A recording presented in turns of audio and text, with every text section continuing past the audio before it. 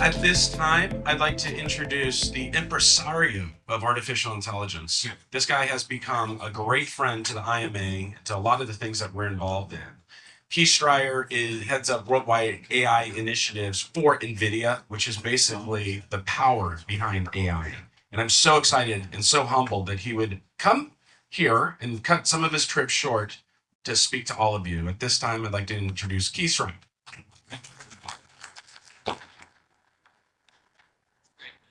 Good morning.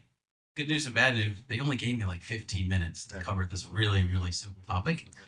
The good news is that I'm like a human form of caffeine, so I can power through it and keep you guys up.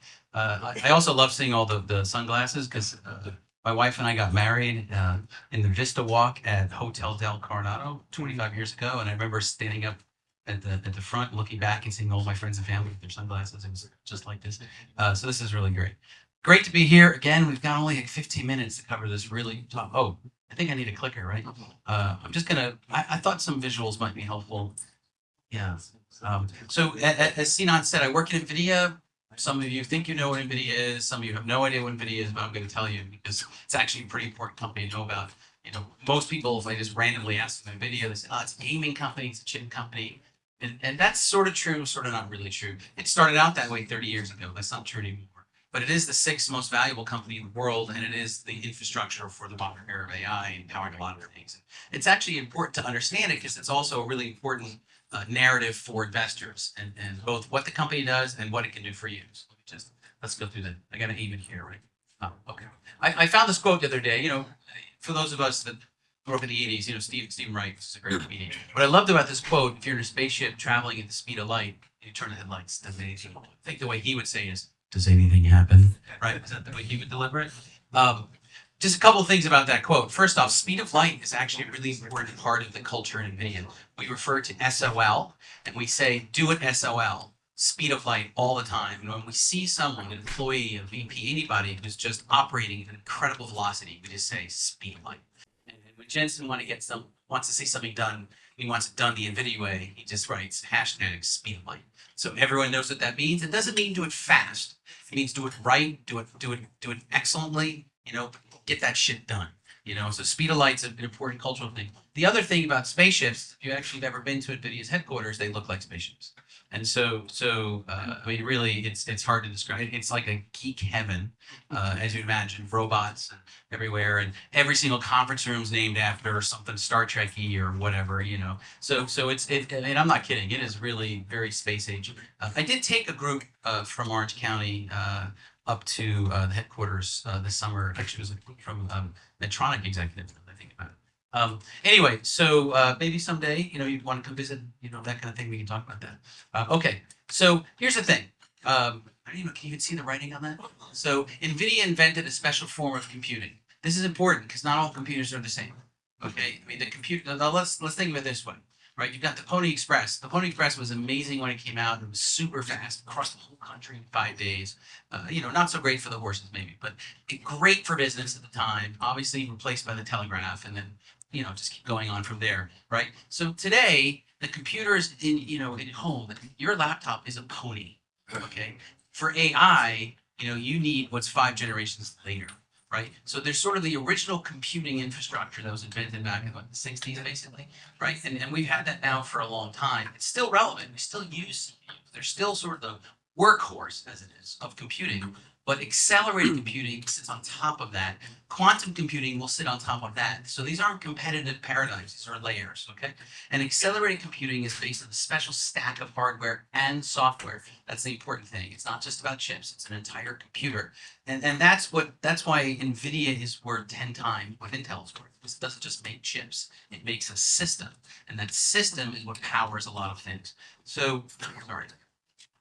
That way. So everything you can think about, gaming, all 100% of all Hollywood effects, 100% of all animation, most of the gaming in the world, the metaverse, artificial intelligence, robotics, most of the autonomous vehicles in the world, all powered by NVIDIA. So there isn't an industry sector, there isn't any part. So it isn't, it's hard to look at a part of the economy, the future of drug discovery, the future of retail, the future of everything. NVIDIA is the infrastructure under all that. So it's a platform, right? Just like Apple is a platform and iOS is a platform. We have our own version of iOS, by the way. It's called CUDA. Okay, and that's a uniform development architecture that lays on top of our system, and that's what 4 to 5 million developers use and tens of thousands of companies use to realize their dreams. So every industry you can think about, including this thing called science, pretty much every field of science. In fact, it's pretty hard. It's pretty difficult to win a Nobel Prize in science today if you're not working on a big computer. And why is that? Because every field of science has become computational. So the only way to go to the next paradigm in that field of science is to be computing at large scales. And that's true and that will be true for industry as much as it's true for retail and cars and everything. So once everything becomes computational, then the size of your computer matters. The speed, scale, and your ability to compute large models matters. So that's where we are. By the way, so interesting takeaway, 5 minutes in. So, one of the most shocking things about NVIDIA is its size, right? So if you look at the top 10 largest companies, most valuable companies, in the world, right? And you've got sort of Apple, and you got Aramco, and you've got Amazon and Berkshire Hathaway. You look at all the top 10 most valuable companies, they all have hundreds of thousands of employees, hundreds of thousands. Some of them have over 1 million employees, right? Like Amazon. We have 28,000 employees, but worth $1.1 trillion. And when I sit with prime ministers and presidents of nations, which I do all the time, and talk about the future of their country, especially smaller countries, say it does, the new economy is not just about physical size, how many factories you have, how many people you have, how many schools you have, how many graduates. It's the ability to manufacture intelligence, right? So the old sort of production economy was, oil comes in, gasoline comes out. Right, water comes in, steam comes out. Right, raw materials come in, iPhones come out. That's the old economy. The new economy is data comes in, intelligence comes out, and the infrastructure, manufacturing intelligence is supercomputers. That's basically what it is. I'm going to actually show you what that looks like in a second. But that's how a company with less than 30,000 employees gets to 1 trillion in value. We don't hire that many people. It's quite hard to get hired in NVIDIA. We haven't laid off. Let me go back. Early this year, 151,000 people. Not one of them came from NVIDIA because we don't overhire, because Jensen builds computers more than he hires people. So we have 4 or 5 of the fastest computers in the world in our headquarters. And they're writing and training models 24 hours a day. So while we sleep, we're getting more powerful, building smarter models. We don't need people with fingers on keys, because the AI, if you don't know this, is software that writes itself. This is very important. When you think about what you're gonna invest in and what's important, right? You used to have programmers over in Eastern Europe. You need to have an army in Shanghai. You need to have resources around the world to code things. You still need some of that. But the future of software is software that writes itself.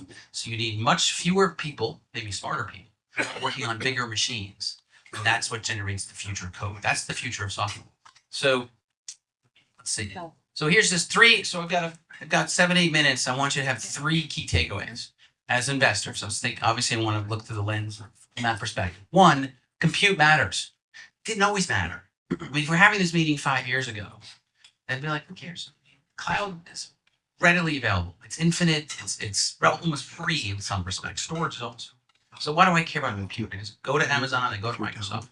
That's still true for classical computing. That's not true for high performance computing. I'm going to explain that. But compute matters. We're in this unbelievable once in a lifetime transition between platforms. The entire computing infrastructure of the world has to be upgraded. That's great for NVIDIA. It's one of the reasons we're so valuable. But it's not just about NVIDIA. It's the entire ecosystem, right?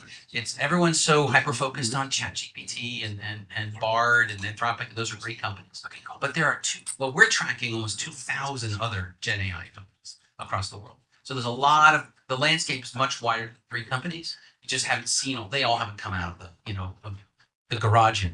But this is the biggest computing platform change in history, and it has implications for your companies. And then finally, insurmountable advantage. That word actually comes from Microsoft. Remember years ago, maybe 3-4 years ago, they wrote a white paper about, they were looking at some of the early AI companies, and they concluded The companies that made early investments. Now, by early investments, it's both people, right? It's lots of things. It's not just about technology, but making those early investments, building that muscle around AI, that they were accruing an insurmountable advantage over other companies. I just love those words. It kind of stuck with me.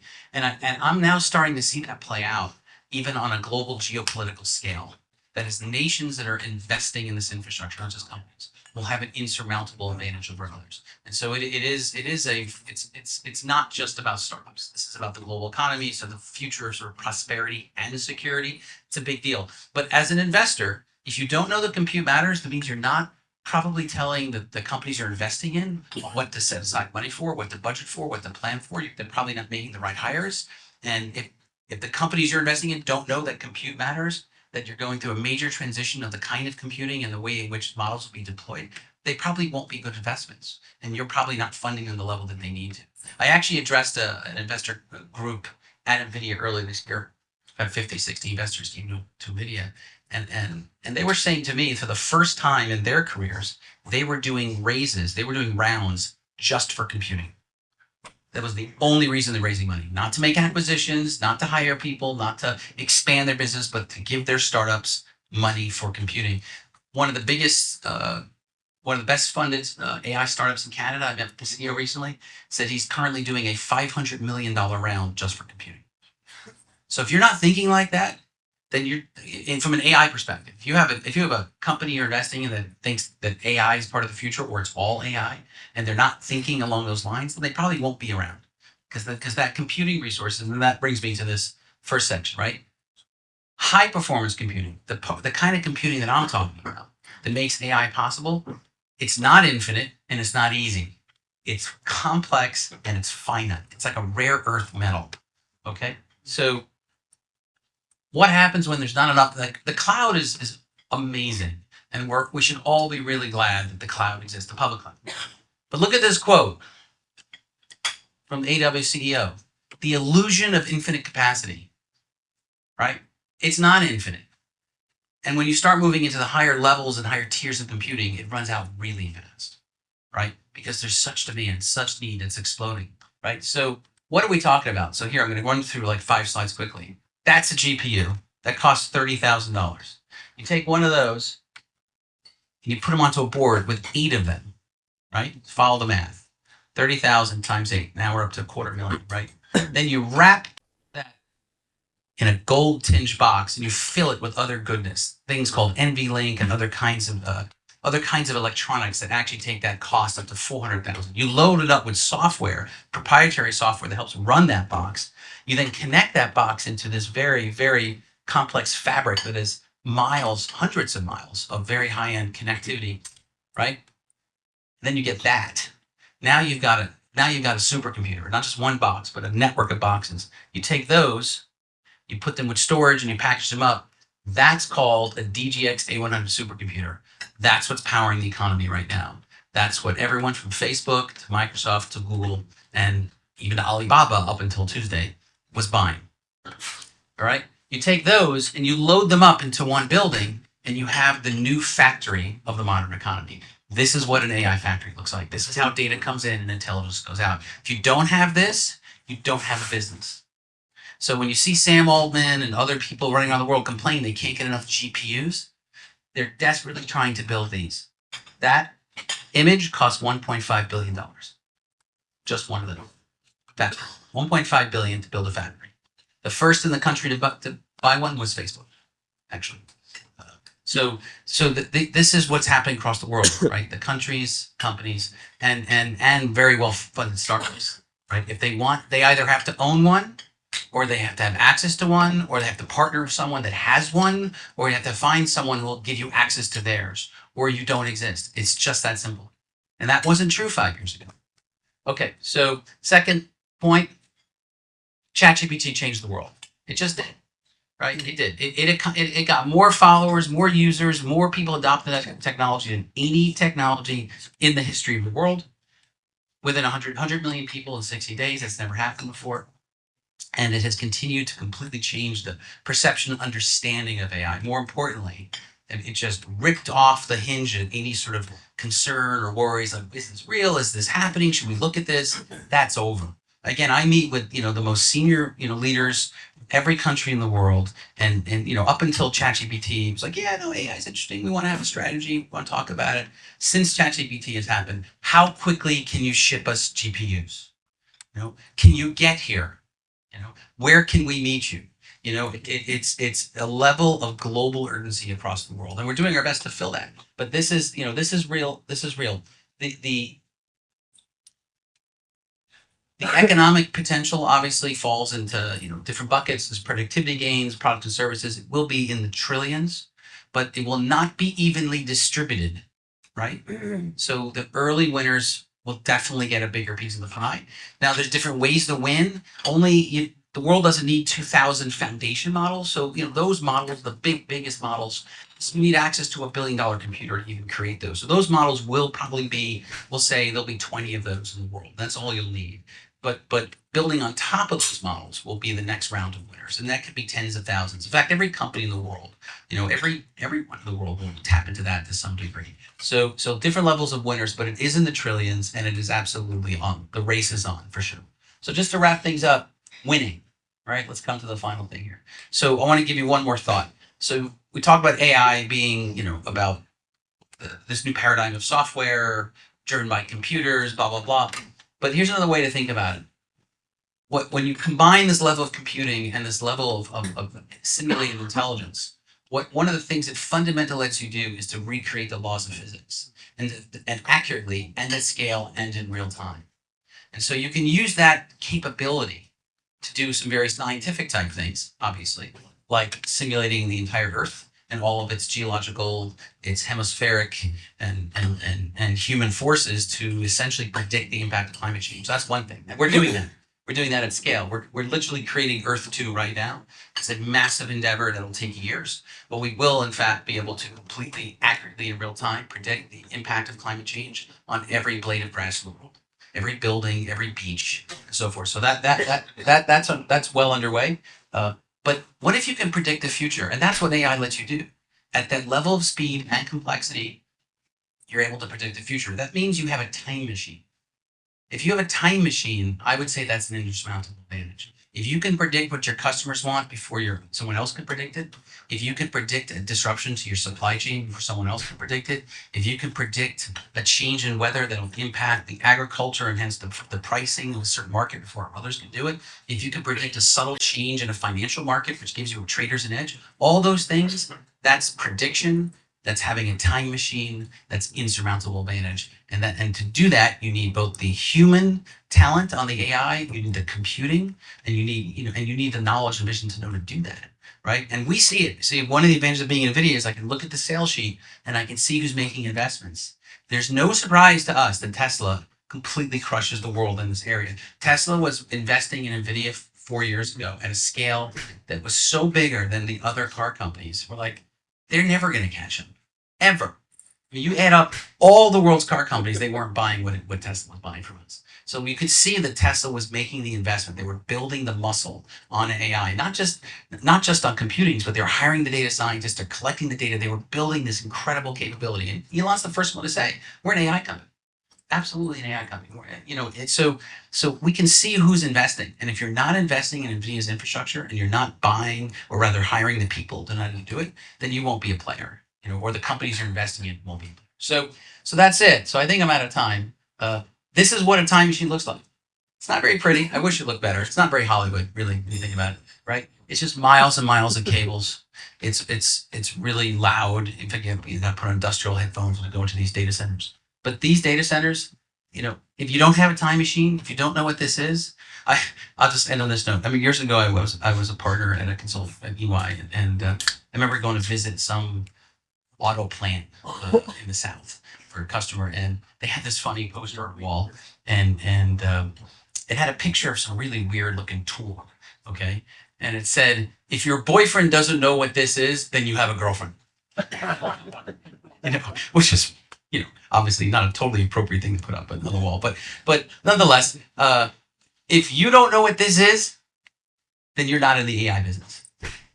If you're investing in a startup who could immediately tell you what this is and that you need it, then I would turn them down. Because if they're not serious about investing and planning and scaling on high performance infrastructure, then they don't know what they're talking about. And they shouldn't be a credible source of investment, because you cannot be a winner in AI if you don't have a time machine. Okay, so that's it. I'm out of time.